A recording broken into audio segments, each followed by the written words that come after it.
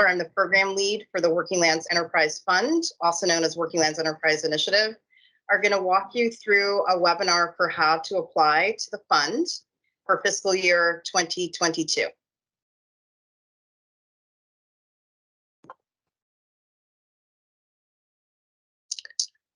So our agenda, quickly, we're going to talk about, Lynn Ellen's going to take us through a quick overview of the Working Lands Enterprise Initiative. We're going to talk about the upcoming funding opportunities for fiscal year 2022, which is this current year.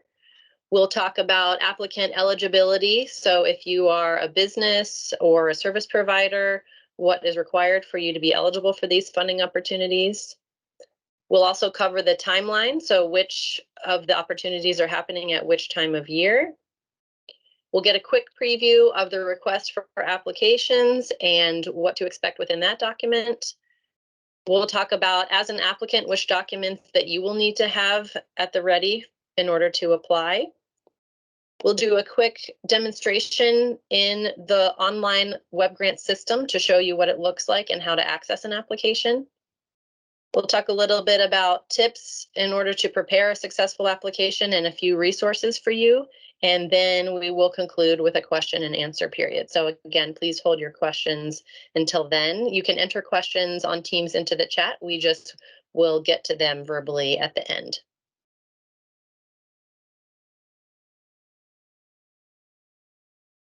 So Working Lands Enterprise Initiative, who are we? What is it? Who's involved? So the Working Lands Enterprise Initiative and its governing board were created in accordance with Act 142 in 2012.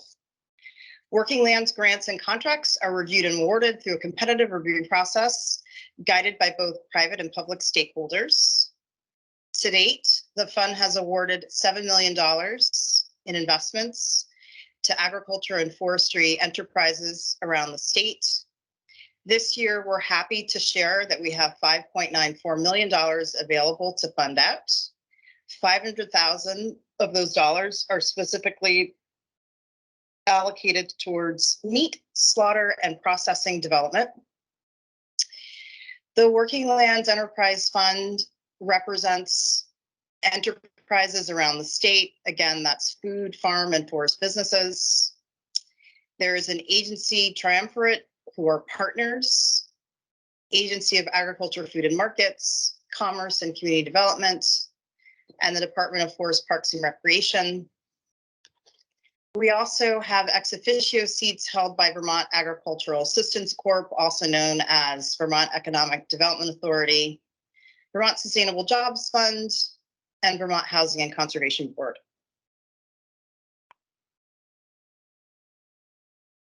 So, as I said before, the governing board and program started in 2012. There's a link here for folks that'd like to look more into the legislative intent. Funding priorities are determined annually by the board, and there's some information in a link here to our website. The funding source is via governor's priorities and state of Vermont legislative appropriation with additional philanthropic contributions. There's a link here to the left, which shows the 2020 impact report, prior programs and investments. And then just to let folks know that we do have a mandatory orientation for awarded projects. That will happen in late winter of this year or spring of 2022.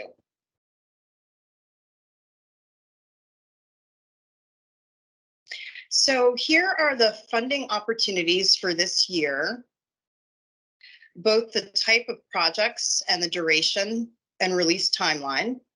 So for grants, there's a wide variety. The service provider grant was just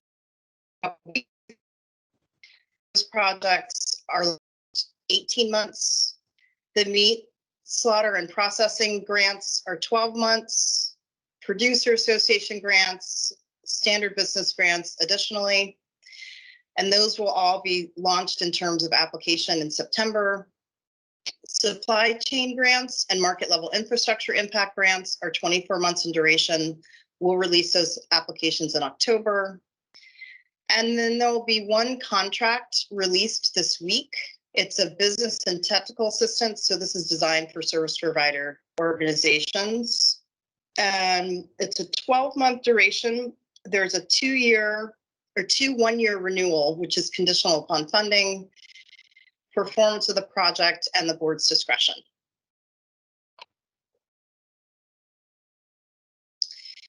So as I said, the service provider grant opened on August 13th. This is designed for service providers, sub-state regional programs, and other organizations. Ongoing and pilot programs are eligible, and services include market development, business and financial planning, access to capital, workforce development, import substitution, which could be assistance to a business emphasizing or exploring Vermont production to fill in or address gaps in packaging or ingredients along the forest and agricultural supply chains. One good example, I can think of this in terms of import substitution, is the way that Jasper Hill Creamery uses an e-commerce platform to mail cheese boxes to folks, and they use Silver Curls, which is a Vermont company that's actually using wood shavings from the state to provide for packaging.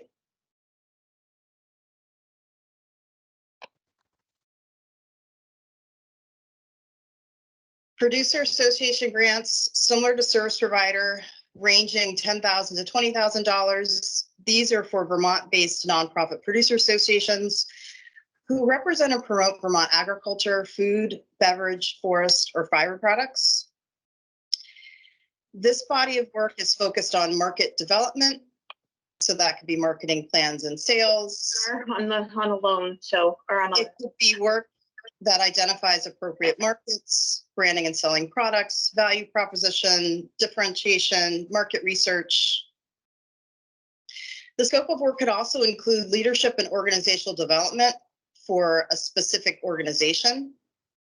So that could be assistance with onboarding and transitions for executive directors. It could be governance and board training, such as working on bylaws or strategic planning process. And then finally, business R&D and business and financial planning.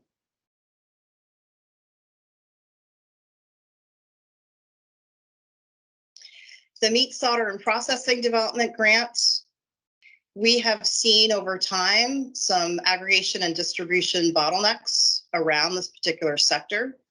And so this year, we've designed a request for application, which will look at business growth, whether it's infrastructure improvements, operations, logistics, growth strategy, so expanding into a new market in the state or outside of the state, and then workforce trainings that could focus on food safety, inventory, pricing strategy, some of the basic meat cutting and curing meat operations items like cut and wrap for case-ready products, value-added processing, investing in equipment like smokers, and then product development, sales, and local meat processing.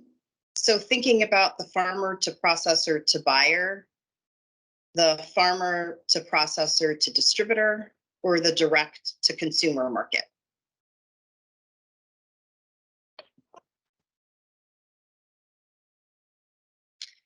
And then on this side, we have the rest of the business grants for the Working Lands Enterprise Fund. You'll see the standard business ranging from $10,000 to $25,000, supply chain impact ranging from $25,000 to $75,000, and the market level infrastructure ranging from $75,000 to $250,000.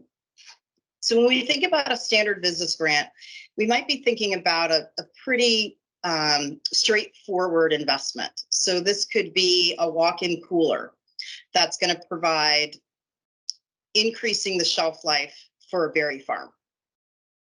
When we think about supply chain impact grants, we're thinking about potentially a research and development project which allows for a business to expand with home delivery, something that they haven't done before, knowing that it's actually going to make impacts along the supply chain to their own business, but then potentially a couple other spots. So potentially it could mean better distribution for a smaller distributor. When we talk about market level infrastructure, The board is really thinking about a significant process or infrastructure improvement, which would be for medium or large scale production. And specifically, the board is interested in helping to improve the wood forest sector, mainly low-grade wood, but other wood forest products, and then specifically value-added agriculture. The approach or technology really needs to be innovative, and it really needs to impact the supply chain in larger concentric circles than just the usual supply chain impact. So, for example, it could be an apple grower who has developed a way to have curbside pickup and CSA on their own farm, but they also want to invest in a pre-cut apple slice that they want to sell. That is impacting food markets. It's impacting their own business. And then perhaps they're going to lease that equipment at low cost or no cost to another enterprise, thus impacting their own supply chain. And then perhaps they're also thinking about having a CSA pickup on site at their farm, providing actually impacts to a competitor, but in the same sector. So that would probably be a good example of market level. And all these descriptions will be within the request for applications.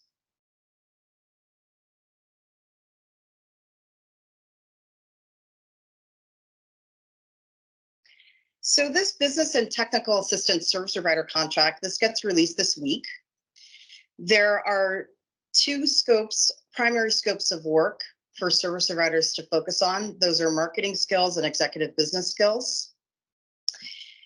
An applicant can apply for one proposal looking at both scopes of work, or they can apply for just one scope of work.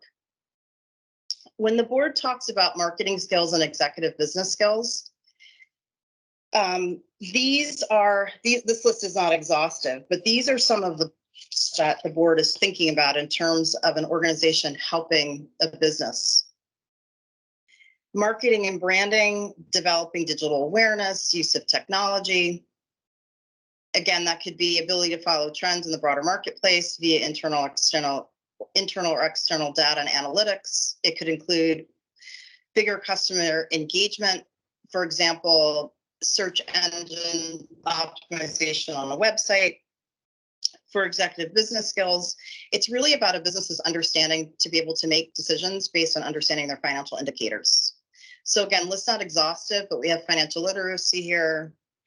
We have human resources and management development, so understanding standard operating procedure processes, and then exit succession. So planning for eventual exit of an enterprise, owner to new owner, or succession planning for an owner to family, next generation.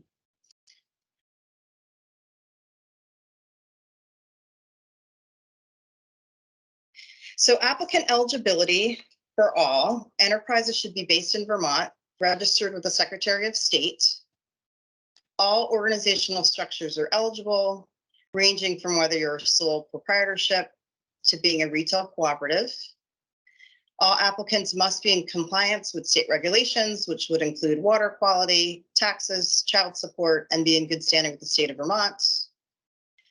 And for prior recipients of Working Lands business grants, under $20,000 are eligible to reapply this year. Previous recipients of business grants that were above $20,000 are eligible to reapply 3 years after receiving their previous grant. For service provider grant recipients, all folks are eligible to reapply, as that cap has typically been $20,000.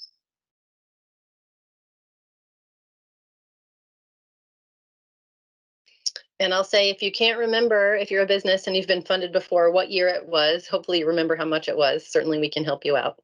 Thanks, Lynell. And I'm going to take us into the timeline portion of our presentation. So as you can see, the service provider grants are open now for application submission, and those applications are due September 27th. And on the flip side, we've got the service provider contract that Lynn talked about, which is related to business and technical assistance. That opens this week, and at the same time, it will be released. Its proposals are accepted for submission by email to Lynn on August 25th. And so if you're interested in that opportunity, just know that it's the only one we're talking about as a service provider contract that's not a grant, and it's the only one that it's for which proposals are accepted by email. So for all businesses and all grants we're talking about today, the application will be online in our grant management system called Web Grants.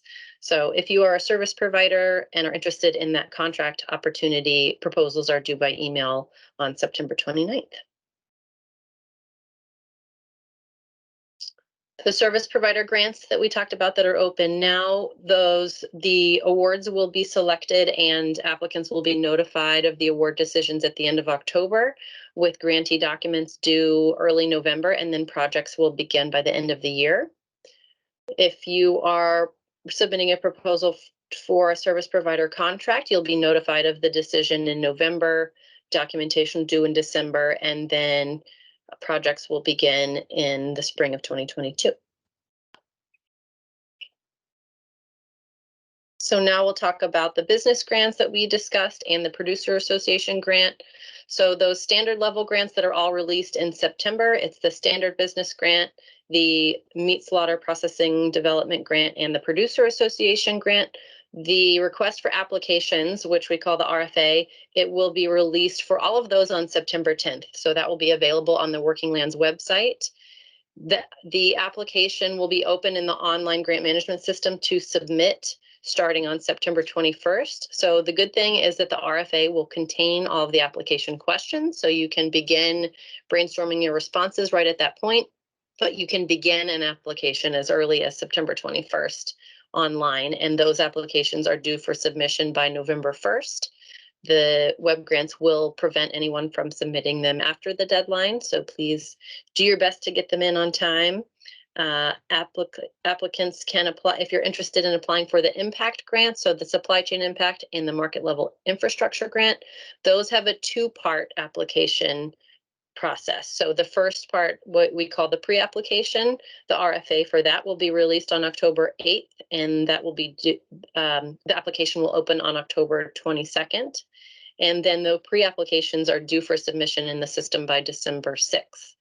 At that point, the pre-applications will be reviewed by our review committee and the Working Lands Enterprise Board, and folks will be notified whether or not they're selected to submit a full application in the next round. And that notification goes out by email. So if you receive an email that says you've been selected to submit a full application for one of those impact grants, then at that time, the full application will already be available for you to begin. And what happens is your data will be copied over from the previous application in Web Grants, and you'll be able to edit and answer the additional questions that the full application requires. So that will happen on February 1st of next year, and then the full application round submissions will be due on March 14th. For the standard grants, award notification is early January. So for those 3 grants that we discussed, anyone who is awarded, whether or not you are chosen for an award, you'll be notified by email. And if you are chosen for an award, your documents will be due to the Grants and Contracts team also by email in late January, and projects for those grants will begin in February. And then the impact grants that we're looking at for the 2-phase cycle, our award notifications will go out in early May, grantee documents due late May, and then projects will begin in June. So those first grants are 24 months, the impact grants, or excuse me, those first grants we talked about are 12 months in duration, the impact grants are 24 months in duration, and we'll talk more about that a little bit later on. So that wraps up our timeline. We'll talk a little bit now about the request for applications document. So this is a preview of the first page of that document. Each funding opportunity will have its own request for application. So when you have decided if you're going to apply, please make sure that you're reading the correct one, because there will be a handful of them out at any given time. I will say that these documents can be anywhere from 10 to maybe 15, maybe more pages long. So it's in your best interest to read it in full before you even consider applying, and certainly before you start an application.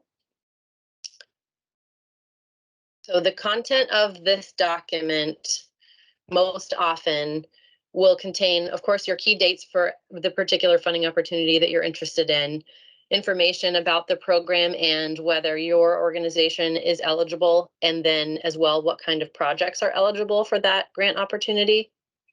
As I mentioned earlier, the application questions will all be readily available within that RFA document. So it will be apples to apples, what you see in the RFA and what you see in the online application system. Grant reporting requirements will be in the RFA, so that will tell you, depending on what kind of grantee you may be, what type of reporting is expected of you during the project period and at the conclusion of the project period. And for the majority of Working Lands grant programs, you have an interim report, a final report, and then you have what's called an annual report, where you're asked to submit information about your business outcomes 1 year after the completion of your project, and then again 2 years after the completion of your project. So even though your funds are paid out, you're still beholden to 2 more lovely reports, which really helps our program to demonstrate the impacts of the investment to the legislature and beyond.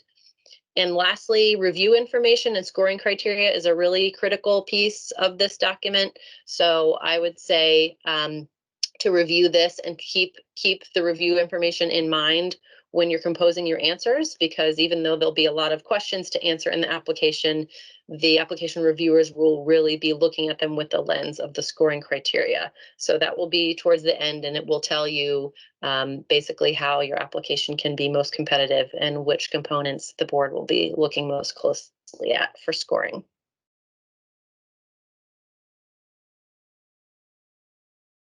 So this slide illustrates the applicant and grantee expectations, as Dinah was just talking about reporting. Make sure as you're preparing your project that you're really looking at what measurable goals, outcomes, and impacts your project will have. There's a matching funds requirement, which is a minimum of 100% of the grant request, although there is an opportunity for you to request a match waiver, and you'll see that on the application document. Letters of support and letters of commitment are really essential. And it's important to understand the distinction between what these are. So letter of support would really articulate general support for the grant request. Support letters could reference involvement with the applicant and or the community, explain how the funding will help address a need and or solve a problem. Content for those could include a neighbor or partner describing services or the individuals that benefit from the applicant's proposal, or they could just express their interest in how the funding might benefit their neighborhood or community. A letter of commitment is different in that it demonstrates the project partner's involvement and really identifies the specific contribution, which could be fiscal, that would help ensure the project's success. And that content could include description of the previous collaboration with the applicant's proposal. It could include the role that the partner or stakeholder could play in the project.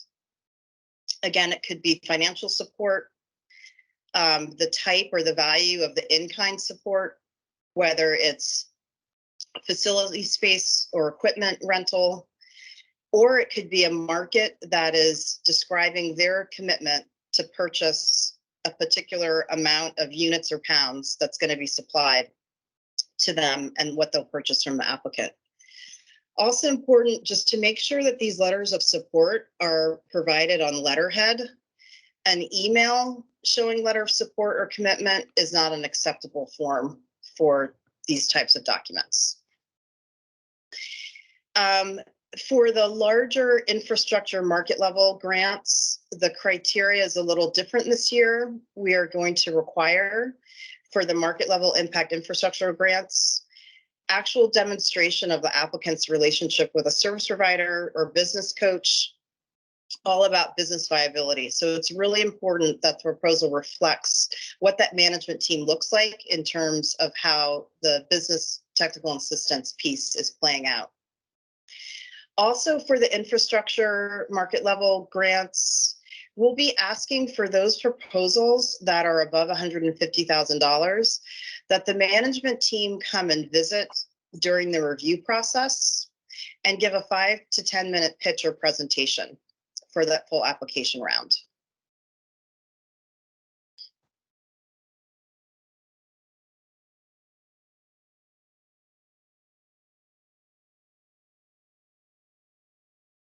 You're muted, Diana. Thanks, Lynn Ellen. A few notes now on documents for anyone who's interested in applying. If you are a service provider or a business owner, you'll need to complete the Act 154 water quality compliance form, and that's just a state mandated form to ascertain that you're within water quality standards in your business activities. So that will actually be available this year within the application itself. So in the application, you'll notice a link where you can download the form, fill it out, save it to your computer, and re-upload it within the application. So just something to watch out for. Also, if you are applying for one of the business grants, we'll be looking for a complete and up-to-date business plan. So that's something we encourage you to update if you haven't done that recently. For the standard business grant, that will be right away in the single application round. For the impact, supply chain impact, and infrastructure grants, the business plan will be required to upload in the second cycle. So the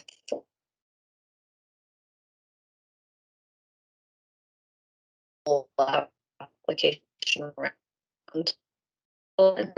Grants also be looking for business financial. So we'll be asking for a profit loss statement, even possibly balance sheet and income and expense. So a great time to update your accounting. If you're not already on top of that, the board decides every year which specific documents they're looking for, but just a note to be prepared that financial information is required for those grants. Also, whether you're a grantee or a contractor, once you are, so those documents I just discussed are required for at the application time. If you are selected for an award, then we'll need an additional set of documents before we can enter into a legal agreement. The those is a form, which needs to be within the past 6 months. So that would be something that you as part of your award process. The other document required insurance. I'm going to turn off my camera because I'm getting a note that my band right now, but still be speaking. The thing that is essential for all grantees and contractors, and attachment C, part of the grant agreement, dictates the coverage levels that you need for liability and auto insurance as a grant recipient. So that's something that we would recommend that you look into beforehand as you're applying, just to know if you have those coverage levels, so that if you are selected, you can go ahead and send that COI, and no extra work will be needed to be done on that end.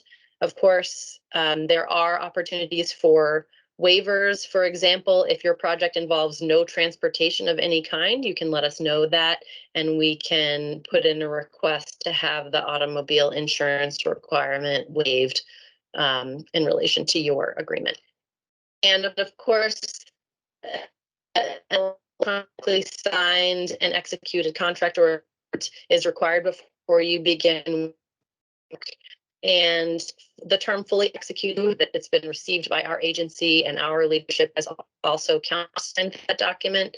Everything electronic this year. So if you have in the past, there will be no more need to print and scan. Everything will be signed electronically this year with a requirement of the grantee's signature and initials on each segment of the agreement. So just be prepared for that, and know that your project, meaning any expenses you incur and any work related to your proposed project, can only technically begin after that that agreement is signed and in place.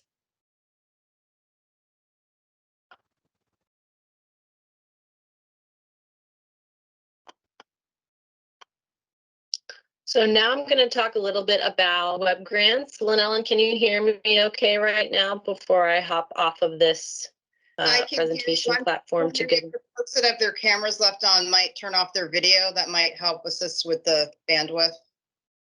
I just, my incoming know video yours too. is off. I don't. Totally every. Yeah, I'm having a hard time hearing you. Janine, do you mind turning off your video? Janine Kilbride, and then I don't recognize the other person, but she's not, I don't think she can see me.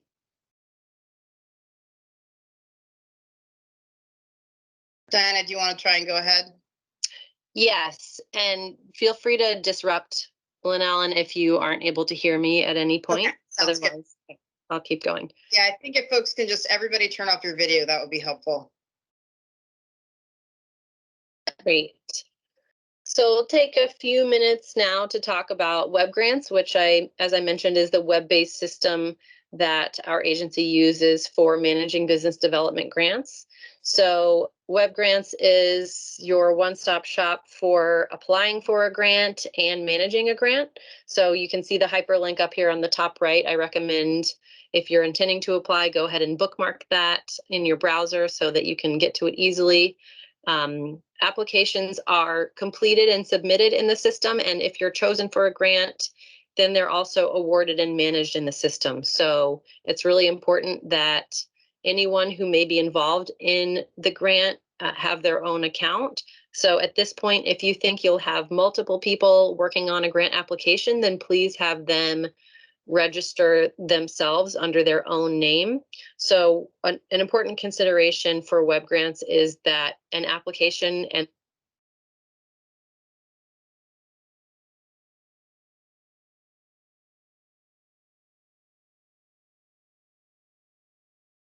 account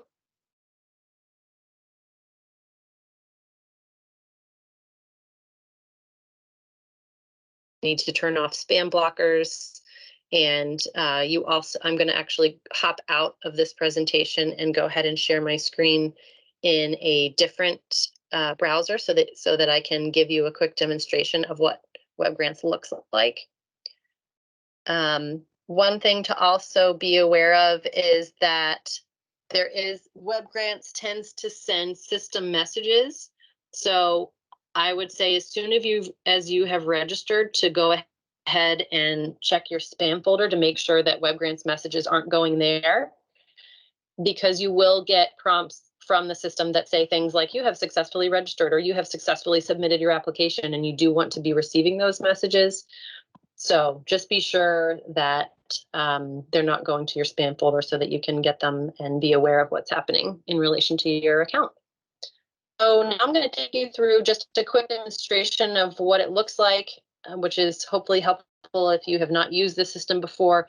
If you have used the system in the past, it's gotten a little bit of a facelift.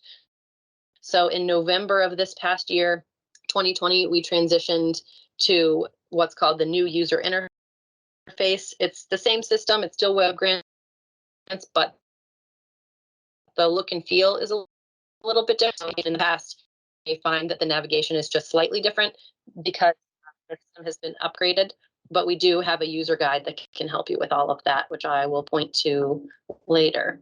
So grants looks like. One thing to also be aware of is that web grants tends to send system messages. So I would say as soon as you have registered, to go ahead and check your spam folder to make sure that web grants messages aren't going there, because you will get prompts from the system that say things like you have successfully registered or you have successfully submitted your application, and you do want to be receiving those messages. So just be sure that they're not going to your spam folder so that you can get them and be aware of what's happening in relation to your account. So now I'm going to take you through just a quick demonstration of what it looks like, which is hopefully helpful if you have not used the system before. If you have used the system in the past, it's gotten a little bit of a facelift. So in November of this past year, 2020, we transitioned to what's called the new user interface. It's the same system, it's still web grants, but the look and feel is a little bit different. So if you submitted an application in the past, you may find that the navigation is just slightly different because the system has been upgraded. but we do have a user guide that can help you with all of that, which I will point to later. So the yellow button here is for people who still need to register. You can create a new account by clicking there. If you have already registered, you of course just enter your username and ID here in the boxes and go ahead and sign in. I'm going to sign in using a test account.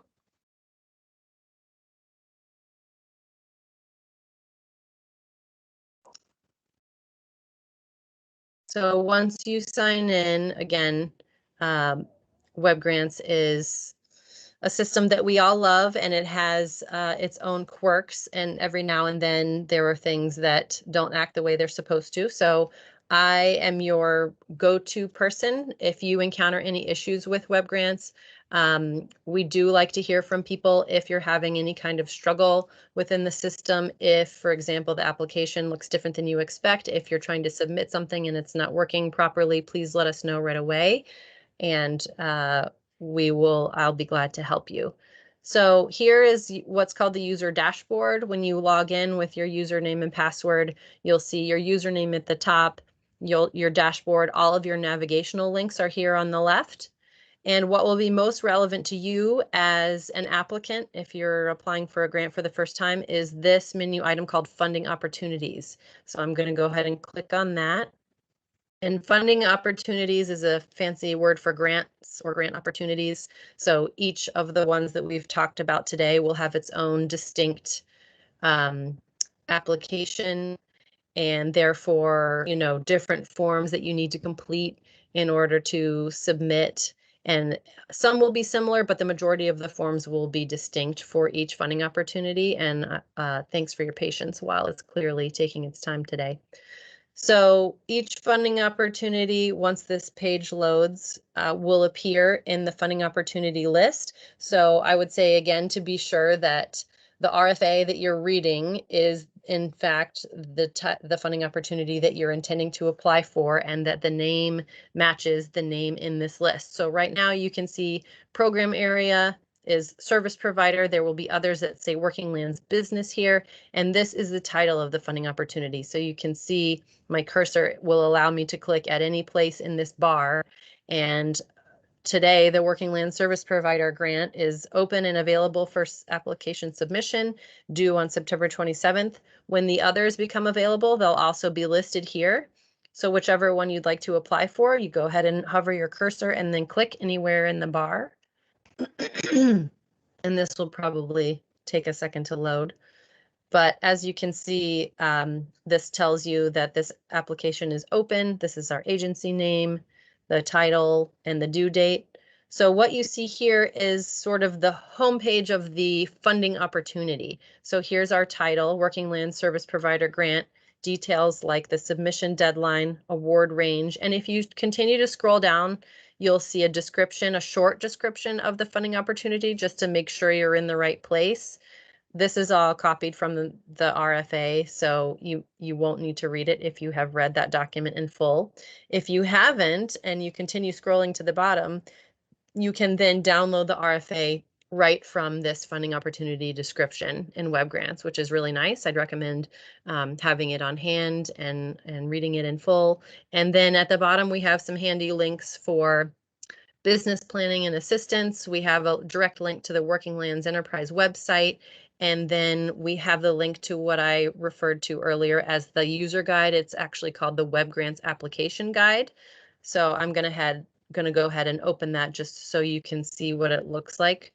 So this is a static page on our Agency of Agriculture website, and I won't go through the whole thing, but you can see that it has some screenshots of what will be located on your screen in WebGrants when you are filling out an application, and it really walks you through step by step. Okay, click, this is what it will look like when you're doing this step. This is what it will look like when you're doing the next step in chronological order.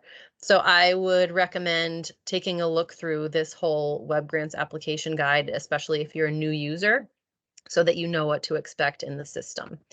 So again, that is linked on our agency website, and it's also available when you're in the funding opportunity information in WebGrants, the WebGrants guide. So I'm going to go back up to the top here. Again, we're in Web Grants. We've logged in, we've clicked on funding opportunities, and then we clicked on the title of the grant that we want to apply for. And now to start a new application, we're going to click that button, this green button on the right that says Start New Application.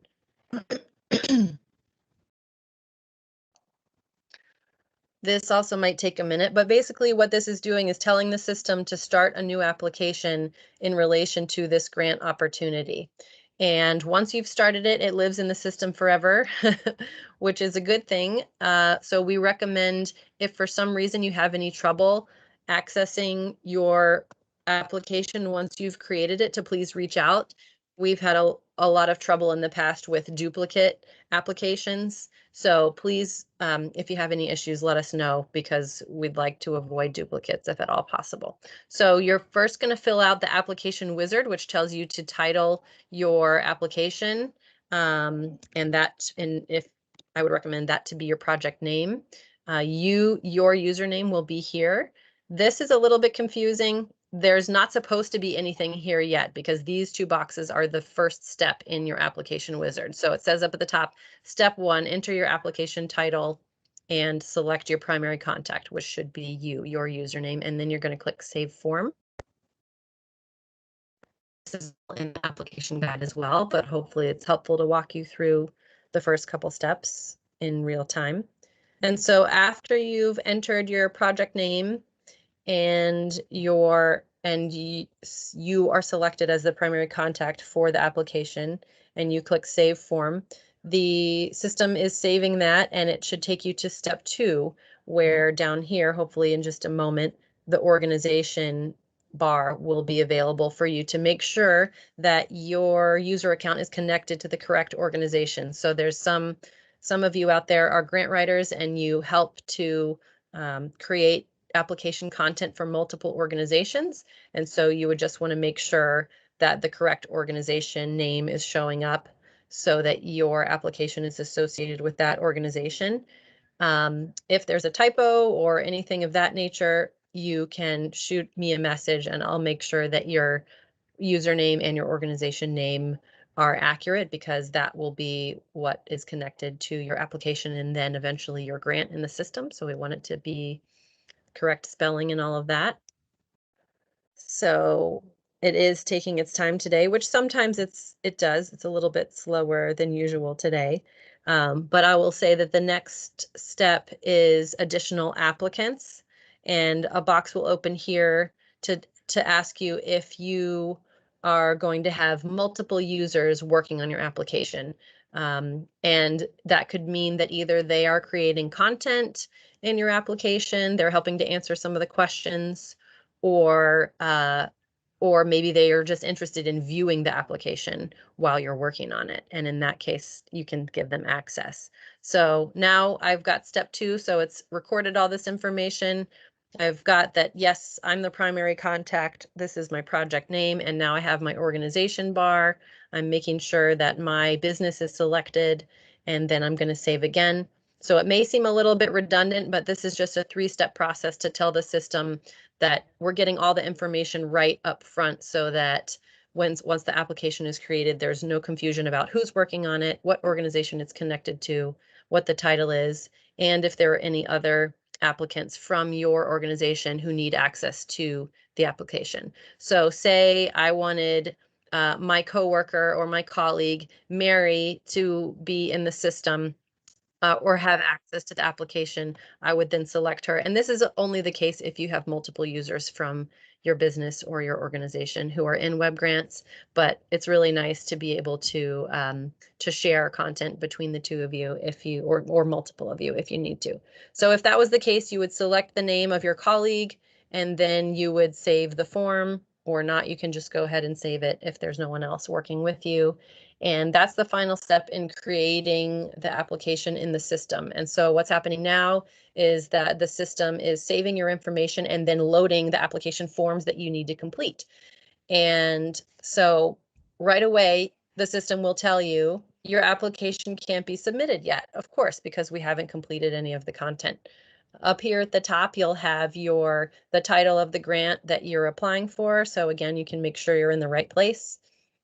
And down here on the left under the term component, you have each individual form that you need to complete in order to submit this application. So what you may do is bop around and choose to edit them at different times. You can edit them in any order, and you can also save your information at any time. So that's the great part about our new system. Previously, you couldn't do that. Now I can go ahead and enter my organization name and say I get interrupted, I need to take my lunch break, what have you.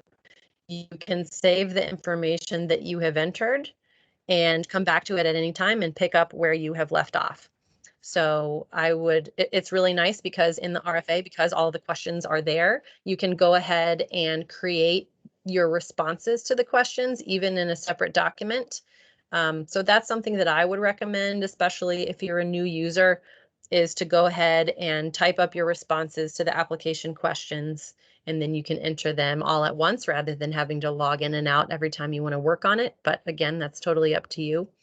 So what happens now is that this is a view only version. Now that I've entered one piece of information, saved it, I can't edit. If I want to come back and edit it, then I'll click edit and it will open all the fields again for me to put content into. If I've entered into all of the fields and I'm done with this form, then I click mark as complete. I'm not going to do that now because if I do, it's going to tell me that I'm not able to do that because there's a lot of information that's not yet complete. So what I can do is scroll up and use this back button. I will say that you'll have better luck navigating in your application if you click on back within Web Grants rather than clicking on the back button in your browser.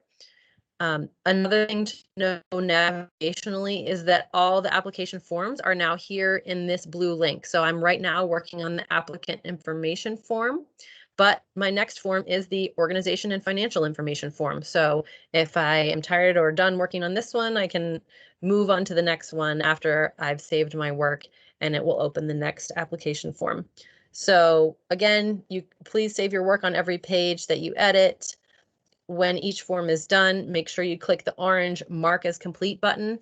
The application will not let you submit finally until each form is not only completed, but it's also marked as complete. So here's my next form. I can fill that out. I can save it, come back to it at any point. And now I'm going to go back to my application menu.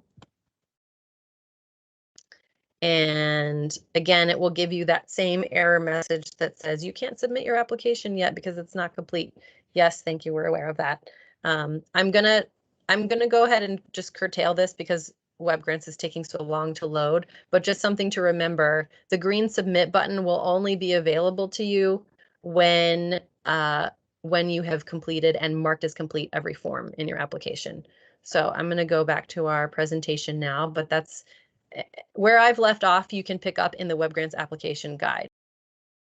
And Lynn Ellen is saying that you're welcome to reach out to her for questions or scheduling a time to connect about your project. If you're totally unsure based on this conversation and after reading the RFA whether or not you or your project qualifies, Lynn Ellen is your best person for being able to make that decision. So we're about to wrap up, but a couple more things, just some tips for assembling an application. And most of this is recapping. Please register in Web Grants if you haven't already done so we can get your account approved. Read the full document that's related to the grant that you're applying for so that you know what to expect and what the board will be looking for in terms of the scoring criteria. Don't wait. I would say absolutely. This is not the kind of grant that you can wait until the last day to do. It may not be humanly possible to read and create an application even within the couple of days before submission. And I will say, having worked as a grants and contracts member for several grant cycles now. Oh, screen isn't in. Okay, I'm not sure why it's not working. So you can't see my screen, Lynn Ellen? All right, I'll try to share it again. I can see just multiple slides, that's all. Instead of present mode for some reason. Oh, that's strange. There we go. Now it's in present mode on the first slide. Okay.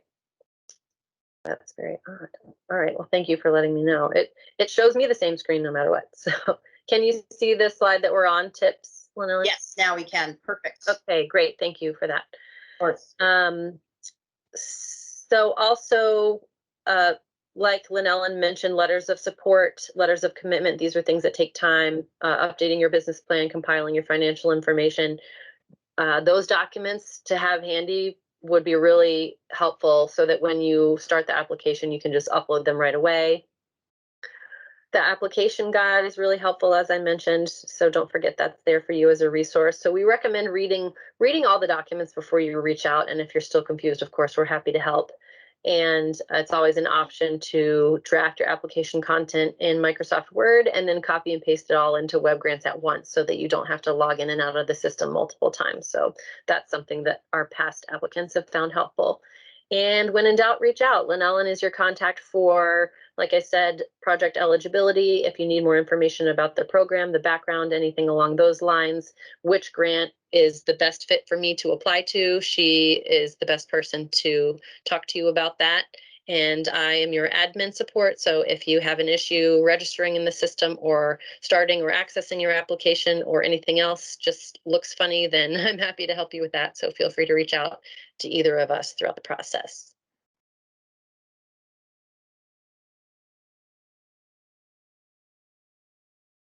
And Lynellen, I'll turn it back to you. Great, thanks, Diana. So this is just a further applicant resource guide for folks to take a look at. And I was also just answering something in the chat. I think there's a little confusion, partly because of the Working Lands moniker that happened during the Vermont COVID assistance program. And so the VCAP grants, if you received a VCAP grant, if you received a Vermont Forestry Economy Stabilization Grant, which was part of relief from COVID, you are eligible for the Working Lands Enterprise Fund investments this year for fiscal year 22. So there's a link here to sign up for the Agency of Agriculture newsletter that will keep folks abreast of the timeline again for all the different funding opportunities that we talked about today. We also will be posting them on the general agriculture funding opportunities calendar. There's a link here for that as well. And then there's just a few links here further for business counseling and the link to the Working Lands Business Development Directory, which was a collaboration with Vermont Sustainable Jobs Fund and Forest Parks and Recreation. It's a platform that provides a simple, customized way for any enterprise to match make and find a service provider who could assist them with farm, food, forest, business, and technical assistance.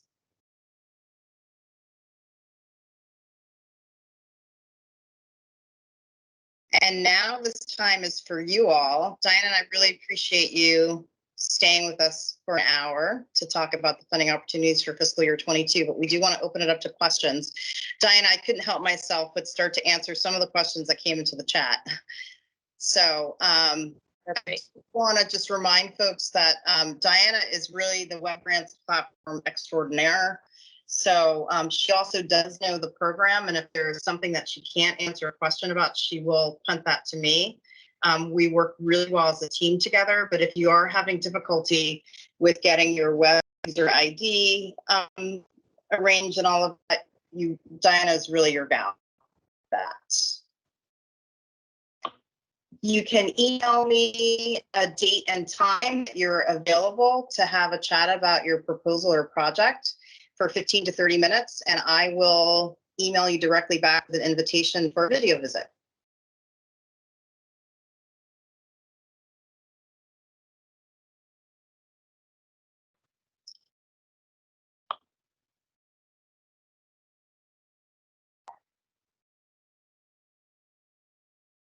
Thanks, Amy. We're excited about this upgrade too, and we hope that anyone who's a veteran applicant will find the experience a little bit more simple than previous system. Could you be specific about your question to supply chain grants? I'm not certain. Or if it's something that's